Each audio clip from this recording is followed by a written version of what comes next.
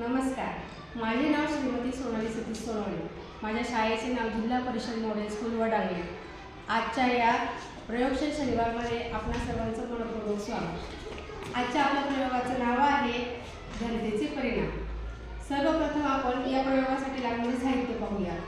पाणी, 1 चमचा, 2 मध्यम आकाराचे छोटे बटाटे, 2 ग्लास आणि मीठ। सर्वप्रथम आपण एका ग्लासमध्ये पाणी ओतूया।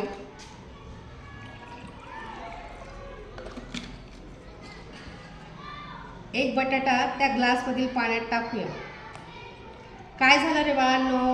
बटाटा पाण्यात बुडाला। बरोबर, बटाटा पाण्यात बुडाला। बटाटा पाण्यात का बुडाला? तर बटाट्याची घनता ही पाण्याच्या घनतेपेक्षा जास्त आहे, म्हणून बटाटा पाण्यात बुडाला। आता आपण दुसऱ्या ग्लासमध्ये पाणी ओतूया। त्या पाण्यामध्ये थोडंसं मीठ टाकूया। ते मीठ चमच्याने ढवळायचं आहे।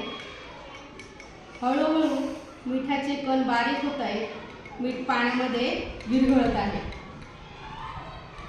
आता हे मिठाचे काय तयार झाले? द्रावण तयार झाले। यामध्ये मिठाचे द्रावण तयार झाल्यामुळे याच्यामध्ये क्षाराचं प्रमाण जास्त आहे। आता दुसरा बटाटा आपण ह्या दुसऱ्या ग्लासमध्ये ज्या पाण्यामध्ये द्रावण आहे मिठाचे त्याच्यात टाकूया। आता काय झालं रे बाळांनो? बटाटा पाण्यात तरंगला। बटाटा पाण्यावर तरंगला। बटाटा पाण्यावर का तरंगला?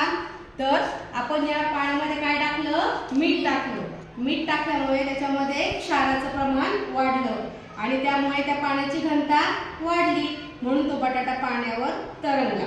बघा, आपण जेव्हा नदीमध्ये किंवा विहिरीमध्ये पोहतो त्यावेळेस काय होतं?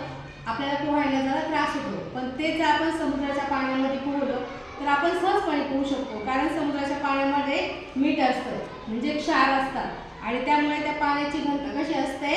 जास्त असते।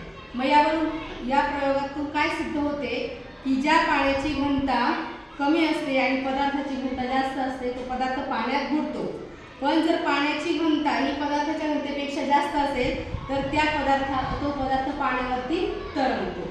या प्रकारे हे असे घनतेचे परिणाम आपल्याला दिसून येतात। धन्यवाद।